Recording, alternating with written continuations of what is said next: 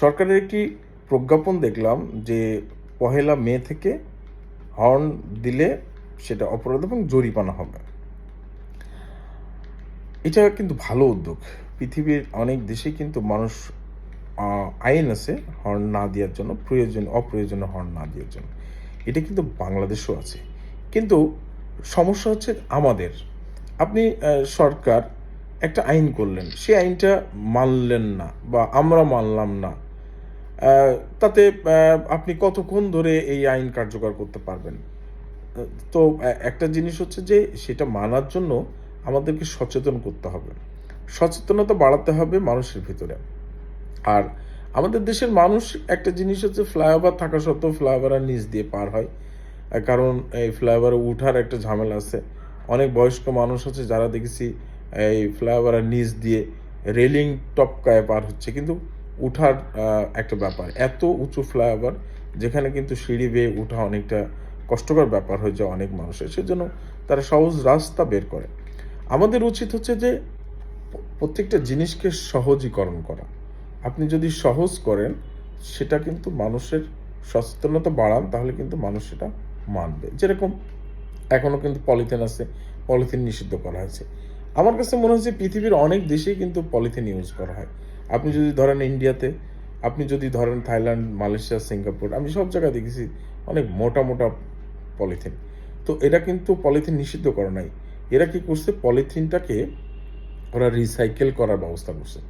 আপনি আমার মনে হয় সেটা করা উচিত আমাদের বিকল্প পদ্ধতি। এবং দেখেন যে আপনি হঠাৎ করে যদি পলিথিন নিষিদ্ধ করে দেন, তাহলে তো বাজারে একটা মহাবিপদ শুরু হয়ে যাবে। আমরা যখন একটা সুপার শপে যখন শপিং করতে যাই, তখন দেখা যায় যে কিছু, কিছু সুপার শপ এখন দেখছি যে এত নিম্নমানের একটি মানে ব্যাগ দিচ্ছে, যে ব্যাগটা প্রায় ৳20, ৳25 করে দাম ধরে। কিন্তু সেটা কিন্তু প্রায় on time use. Second time আর ইউজ করা যায় না এবং ইউজেবল না। তো আমরা যখন আইন করব তখন তার সমাধানটা আগে বের করতে হবে। যদি সেই সমাধানটা আপনি না বের করে দেন, বিকল্প রাস্তা যদি আপনি তৈরি না করেন আগে, তাহলে তো মানুষ আ ও মানে আইন ভাঙতে বাধ্য হবে একরকম। তাই না? পলিথিন আপনি হঠাৎ করে বন্ধ করে দিলেন।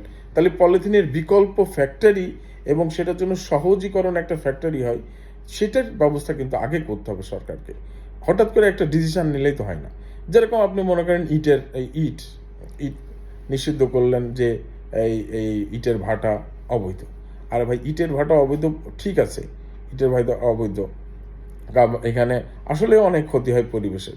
তাহলে তো বিকল্প ব্যবস্থাগুলো এভেইলেবল করতে হবে। আমাদের দেশে তো একটা ফ্যাক্টরি করা তো সহজ না। একটা লাইসেন্স নিতে গেলে মানুষের জীবন নষ্ট হয়ে যায়। আপনি আপনি ইন্ডিয়াকে আ আ আমরা দূরে ঠেলে দিচ্ছি, ভালো কথা, কোনো সমস্যা নেই। চায়নাকে কাছে ডাকছি। চায়নার মতো হন।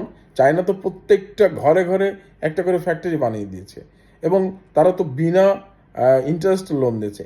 এখন আপনারা বলতে পারেন আমরাও তো লোন দিচ্ছি, কিন্তু সেই লোনটা রিকভারি হয় না। হ্যাঁ, এইটা আমাদের দোষ। কারণ হচ্ছে যে আমরা ব্যাংক বা কোনো জায়গাতে লোন নিয়ে আমরা মোটরসাইকেল কিনি, আমরা মেয়ে বিয়ে দিই, আমরা বাড়ি-ঘর করি। বেটা, এটা হচ্ছে ব্যাড। কারণ কি? এটার কোনো ফিডব্যাক হয় না। আপনি আপনাকে যে উদ্দেশ্যে একটা সমিতির লোন দিচ্ছে, সেই উদ্দেশ্যটা হচ্ছে যে আপনি একটা লোন নিলেন বা আপনি ব্যাংক থেকে লোন নিলেন, সেটা দিয়ে ব্যবসা করলেন বা কোনো কিছু, একটা গরু কিনলেন, ছাগল কিনলেন বা অ্যানাদার কোনো কিছু করলেন।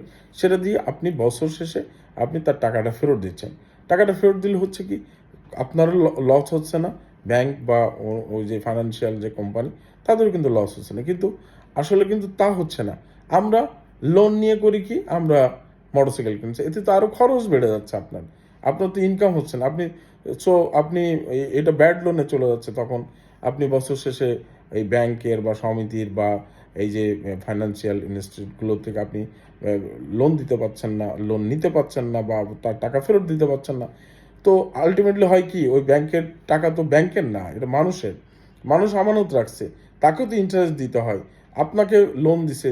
তো আপনি যদি এটা ব্যাক না দেন, আপনি যদি ইন্টারেস্ট ঠিকঠাক মতো না দেন, তাহলে তো ব্যাংক চলবে না, বন্ধ হয়ে যাবে। তো সে কারণে সচেতন কিন্তু আমাদের হতে হবে। আমাদেরও কিন্তু নিজেদের আত্মসমালোচনাটা আমরা আগে করা উচিত যে আমরা কোথায় যাচ্ছি? আমরা নিজেদেরকে কোথায় নিয়ে যাচ্ছি? আমাদের ভবিষ্যৎটা কোথায়? আমাদের যদি আমরা নিজেদের ভবিষ্যৎটা চিন্তা না করি তাহলে দেশের ভবিষ্যৎ আমাদের মতোই হবে। সো এখন চিন্তা করেন যে বা আমরা চিন্তা করতে পারি না যে আমরা কোথায় যাব, আমরা কি করব, আমাদের দেশ, সংস্কৃতি, আমাদের সার্বভৌমত্ব, আমাদের ভূখণ্ড, আমাদের রাজনৈতিক ইতিহাস, আমাদের রাজনীতি, আমাদের স্বাধীনতা আমরাই যদি রক্ষা না করি, অন্য দেশ রক্ষা করে দেবে বলে তো আমার কাছে মনে হয় না।